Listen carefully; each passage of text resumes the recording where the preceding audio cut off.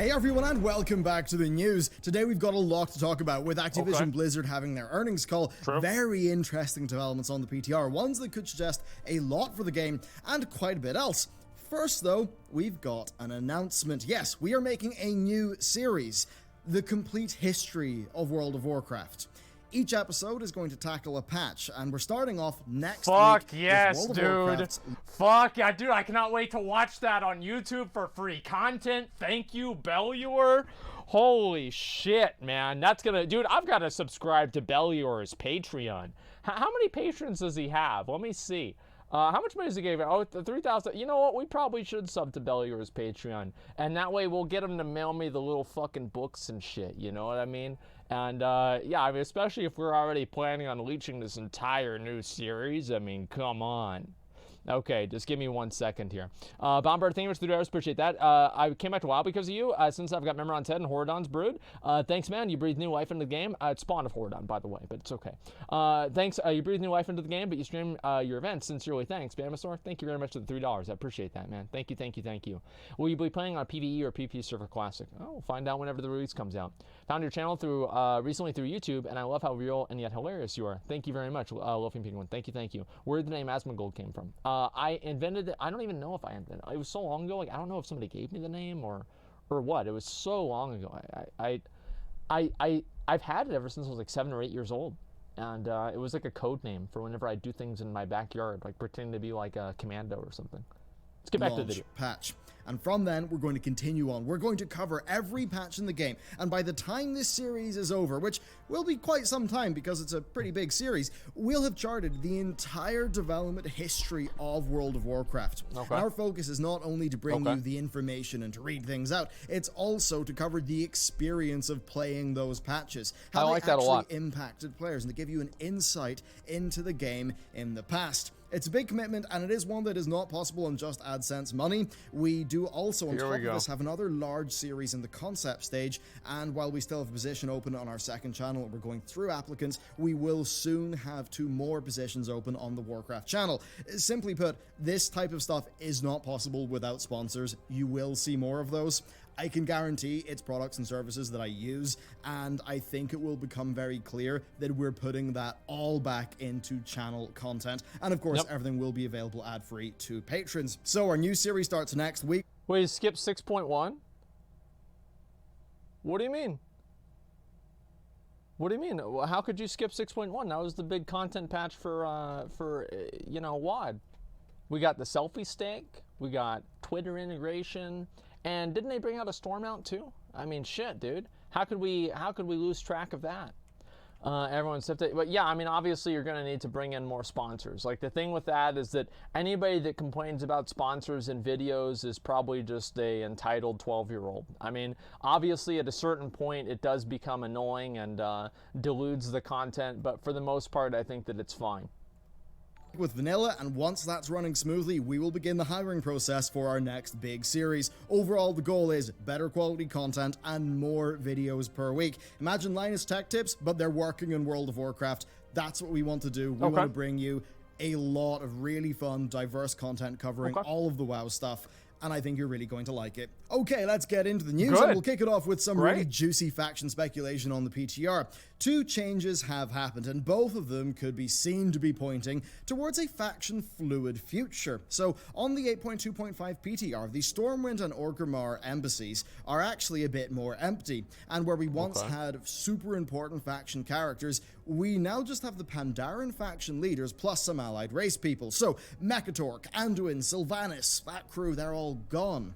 And this makes quite a lot of sense when you think about it. The 2 Pandaren, they are the least likely to get dragged into the faction war. And while this doesn't line up with the current lore of 8.2, where nobody likes Mekatork is currently an ice cube, it also does make a lot of sense with what will probably happen in the 8.2.5 war campaign. Now, the war campaign's not in the PTR yet. Don't worry, there's no spoilers here. But given where things left off, it's pretty darn clear that it's going to hit the fan at Thunder Bluff. And that's going to tie down most of the faction leaders, so it makes sense to move them out of the embassies. Siege of By Thunderbluff, them, the new Blizzard raid. not only make some room for the 8.2.5 story and make that make sense, they also clear the board for whatever happens in 8.3, allowing for major character deaths as well as changes of allegiance and things like that. You see, I think chances are 8.3.5 will actually be quite major, but before we get on to my big gigabrain take on 8.3.5, there's a very interesting UI element that's also been added to 8.2.5, one that fuels this speculation. So on the character selection screen, you now see faction icons. And this makes no sense in a world where the races are their faction, but it makes complete sense in a world where your character chooses its faction. Something that you've only been able to do in the past. I don't like that. I'm gonna be honest. Somebody sent me the picture. I found the picture. Thank you, Spurgoid. I appreciate it. I'm not a fan of the orcs being alliance. I'm sorry, it's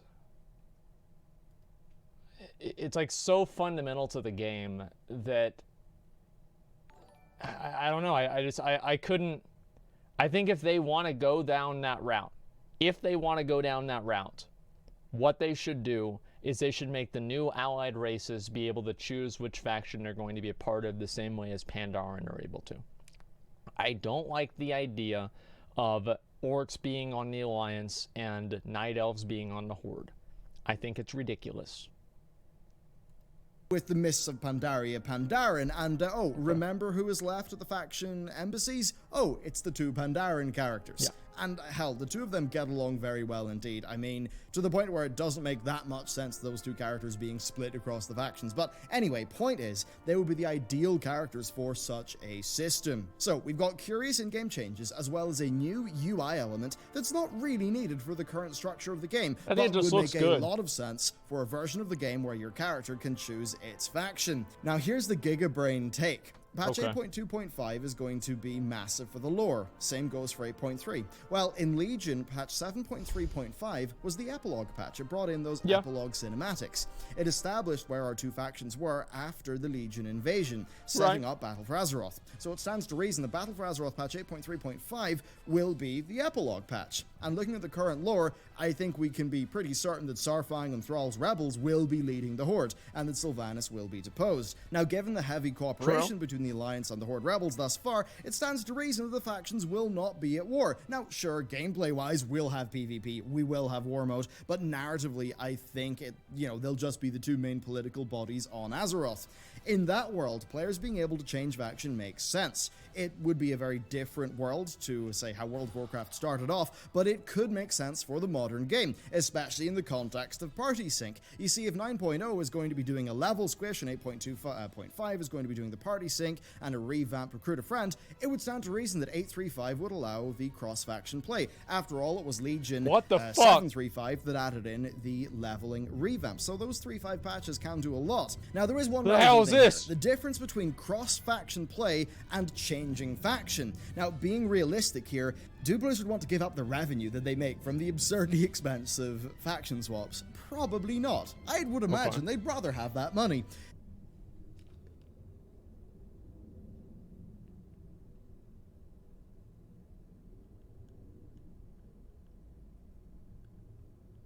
There's an airplane and it was moving around and it was loud. So I was like, what the fuck is that? Turns out it was an airplane. It's actually it's Alex Jones's black helicopters to come and pick me up and take me away and take me over to the Illuminati re-education facility that's in the center of the earth with the other reptilian overlords like Hillary Clinton, because I dared to question Jeffrey Epstein's suicide. That's actually why what that sound is, guys. So please make sure to follow, and I'll give you updates as soon as I know. So indeed, I wonder if we will see some restrictions, but that fundamentally you'd be able to play with your friends regardless of their faction. Maybe I don't like the that. PvP mercenary mode thing. Not a fan. This would make sense in a world where WoW is doing a big apology expansion like with Legion that has a big focus on getting new players in and having people play together, which again, we've seen nods to already with 8.2.5's new features. Perhaps Blizzard are actually happy to just increase player count at the cost of decreased faction swap revenue, or perhaps Blizzard are just happy to to retire the faction swap source of income and just to let people swap factions freely at an NPC, though probably with a significant cooldown time. Anyway, things seem to be pointing in that direction, so what do you... I don't know, guys. I mean, like, if they actually are gonna do this and they're gonna bring out a whole new fucking thing where you have to choose your faction, like, I don't know. If they had, like, a mercenary mode where you could play as Alliance or Horde, it's just been, like, such a fundamental part of the game that it's like, at what point do you stop playing World of Warcraft? I think for some people, that point was whenever they allowed you to, you know, like, do a lot of other cross-realm zones and cross-realm things and then sharding. A lot of people were like, oh, this isn't WoW anymore. I'm not going to play it. I mean, at what point is this too much? And I don't know, man. It's just... I get that it's good for the game in a way, but what game is it good for? Is it WoW? It's hard to say. It's a really, really hard way for me. Like, I don't know. It's... Like, the pragmatic part of my mind wants to say, yeah, do it. But the more idealist, you know, like, guy that's played the game for 10 years, 15 years, however long it's been, you know, with Alliance and Horde struggles, like, that guy is not really as big of a fan. Factions are tiered content. I don't know. It's just hard for me to say. You think? I would love to hear your take, just whether this is good for the game, if you think it would get you playing with your friends and remove some barriers. I'd love to know. Next, though, we've got the 15th anniversary mounts. They are on the store, and this has led to the usual store mount kickback, with Blizzard's announcement video being heavily dislike bombed and then just getting a lot of flack over social media. Okay. And that all makes... Okay, you know what? Give me a minute. Give me a minute. We're gonna do this. Let me pull out old Twitter here. And we're gonna settle this situation right here. Tweet. Where is it? Let me go ahead and open this up. View. Actually, let me just turn this off before I do it. I don't know what this is going to be. Okay. View. Large icons. Okay. Where the hell is it? Sort by date. Okay. Let's see if I can find it. There it is. All right. Perfect. I've got the picture.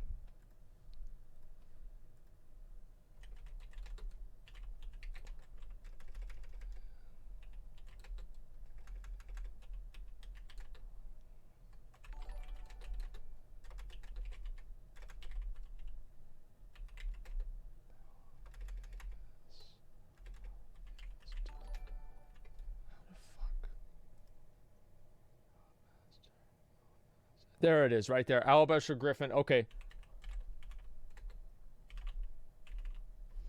All right, this is perfect. Bro, at this point, don't even write it. Yeah. Don't even write it. Look, I'm not good at spelling. I'm not good at spelling. You can't, dude. You can't make fun of other people doing stupid shit if you can barely spell the words in your own tweet, man. That's. Well, I can right-click on the red squigglies. That's no problem for me. At least I'm not wasting $25 on something that I don't even own. Yeah, I don't care. I'm tweeting it out anyway. Who gives a fuck? You can want to tell, yeah, I mean, yeah, I'm going to waste my fucking money, and then I'm going to feel stupid because I didn't spell a word right the first time. Yeah, sure. At least I didn't waste my fucking money. Don't forget the dot. Okay, there we go. Perfect. All right, we've got it. Just a second. Let me go back and we'll do the rest of this. Incoming LFG ban? Hey, you never know. Since it has all happened before, it will all happen again.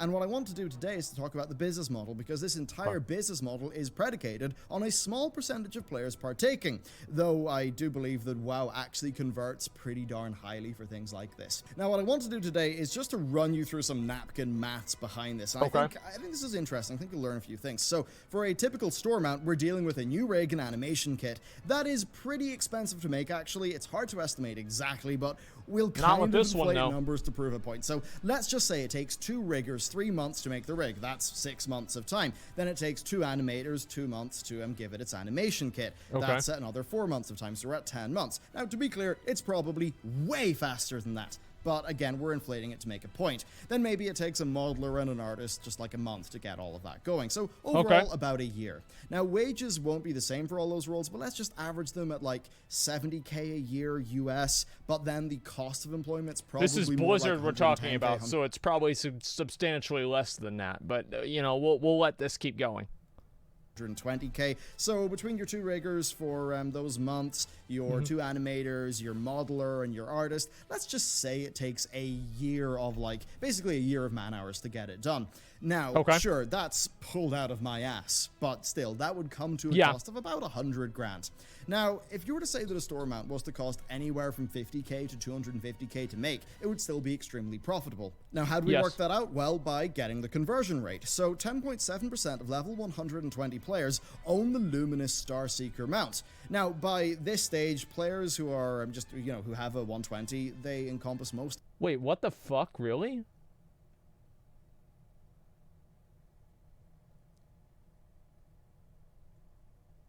What the fuck? 10% of players? There's no... Dude, really? Like... We should just go through and ban every 10th player. Like, I guess that must be it, man. Holy fuck, that's a lot. Yeah, I know. 10% of WoW players are retarded. I can't even believe it, man. It's fucking ridiculous. Jesus Christ. Like, 10% of players see that and they want to buy it? Like, that's terrifying. Of WoW, so it seems like a decent number. Now, if WoW was to have 5 million active subscribers, then at a 10% conversion rate over time, that's 500k sales, or like $12.5 million. Even if the store mount miraculously costs 350 grand to make, you can see how absurdly profitable it is. This is profitability in the multiple hundreds of percent, maybe 1,000% or more, probably far more than 1,000% profitability. Now, as much as those numbers might make us a bit depressed and sad, ultimately that's what it's going to be like for Blizz. It's like, we spend all this time making an expansion, we charge $60 in a sub fee, or we just have a few people throw them out together and $25. So you kind of see what the numbers are like there. And the whole point of me saying this is that even if 90% of players deeply hate the store mounts, it's still going to be a winning financial strategy for Blizzard. That's basically the reality we're dealing with. Now, personally, I understand why they do it for business reasons, but the downside here is that it makes the game's fiscal performance be less tied to the experience of the average player. And interestingly, it does incentivize Blizzard to focus on cosmetic features for World of Warcraft, like transmog, customization, and maybe things like player housing. As those are game features that will better target the cosmetics-driven segment of the player base, and that's a segment of the player base who will convert at a higher rate than the gameplay-focused people. And it's an awkward position to be in, especially because I think that those cosmetic customizations, that like player housing, better transmog, I think they'd be excellent for the quality of the game. I really do advocate for those features, though I can't deny that this angle also does exist. Now, of course, I do dislike the store mounts in a Everybody hates them. Right? I mean, basically everybody hates them. The thing with it is that you have these diehard fans of the game that, as I said, Blizzard can shit in their mouth and they'll give Blizzard $25. And it's sad, but I don't know if this is ever gonna fucking stop. And that's why I've always thought, spitting on the people that buy the mounts, creating a negative social outcome for people that do it, will be discouraging for people to buy the mounts in the future, hopefully leading Blizzard to not make as many of them because not as many people buy them. I don't know. It's unlikely that'll happen, but it's the only thing that I can do. It is the only thing. And I've made videos, I've complained about it, and Blizzard does not seem to care. So it's the only thing that I can fucking do. Subscription fee game. The topic comes up so often, though, that rather than repeat the same segment every time that it happens, I'd rather take these opportunities to do something interesting, such as talk through the business angle of things. At least that way, I think that segments like these do provide an educational value, and, that people actually will come away from listening to this segment knowing a little bit more about how this side of the business works. Now, there's another interesting angle here. It's that of Final Fantasy XIV. People are always singing that game's praises, and for good reason. Apparently, the new expansion is pretty much just incredible. This is the same thing, right? It's like as soon as a new MMO comes out, it's like all the people that hate WoW just go play that new MMO, and they don't even care about how really good it is. They just care that it's not WoW. I don't know if this game is good or not, but it's like it's probably got a worse store than WoW does. I mean, most other MMOs do. I mean, I feel like the people that it's like, I don't know which ones are more irrational. The ones that won't allow any criticism of WoW to, like affect them, or, they just refute any criticism of WoW, or the people that hate WoW just irrationally. It's like both of the sides are just so fucking stupid. It's crazy. Incredible. But it's also true that since the beginning, that game has had a far more aggressive cash shop than World of Warcraft. You've got your mount skins, you've got your premium retainer subscription that costs more money, and far, far more. It also is pretty good at its cosmetics, like its player housing and stuff. Now, interestingly, I hear that Final Fantasy is getting more pushback for its cash shop now because a lot of WoW players have moved over to that game. But fundamentally, to me, it seems like the Final Fantasy developers have done a really good job of just providing their players with heaps of quality content, that they're generally just more forgiving of that sort of thing. I mean, people are saying that Final Fantasy XIV as a single player game is like one of the best Final Fantasies, and that's pretty incredible for an MMO to achieve. So overall, it just seems like people maybe see the mounts, feel a bit off about them, but end up feeling that the value proposition makes sense because the game is just that good. So it's an interesting situation, and it's one that ties directly into Blizz's recent earnings call. I think that's true. I mean, like, the better the game is, the less people are going to be mad about the store mounts. It's definitely true, right? Whenever the fucking Silverian mount came out, less people gave a shit about that one than whenever... Remember they brought out that one mount in WoD. What was it called? The one mount right after... It was like the cat or something like that, and they had it flying in WoD. And this is whenever there was no flying allowed in WoD either. And they just... the Rune Saber. And they brought that mount out, and the entire community went fucking berserk. Nowadays, it's basically just me getting mad on my stream. But, it's unfortunate that there's not more people that are saying it. It's so fucking sad. It is so fucking sad. Which, conveniently enough, is our next segment. So the World of Warcraft segment of the earnings call was quite interesting. As an organization, Blizzard is focusing on getting more content out there, and J. Allen Brack just talked about doing better with in-between expansion patches and doing more of them in better quality. This is likely a bit of a nod to the production troubles of Battle for Azeroth and how 8.1 and 8.2 were significantly delayed as compared to the Legion cycle, but it's also fair to point out that Legion did slow down towards its end. Anyway, I do wonder if they seek to slip another patch or two into the standard 2-year lifetime of an expansion. Now, Blizzard President J. Allen Brack had this to say. The recent update, Rise of Ashara, is a good representation of how we think about large updates for the game. While Classic is also a part of our effort to increase available content, players have shown a lot of support for both Classic and Rise of Ashara. And yeah, from what I hear, Rise of Ashara has went down pretty darn well in terms of its people performance generally for like Blizzard. it. Yeah. Blizzard's overall goal across the organization, though, has been to increase their pace of production across their IPs, so it stands to reason that that does apply to WoW as well. Now, in regards to Classic, they basically talked about how they do see it as a part of World of Warcraft, a part of that subscription, rather than its own distinct product, and they think it is a substantial content addition to WoW. And they're basically calling it a value add. It's like, oh, if you have this game, if you have a WoW sub, now you can play Classic WoW too. I think that's fucking great. I'm very happy about that. It's amazing. that they're focused basically on awareness for Classic. Seemingly they know that there's well over 100 million people who have played World of Warcraft at one point or another, and the best thing they can do is just get Classic awareness out to that large number of people, which does make a lot of sense.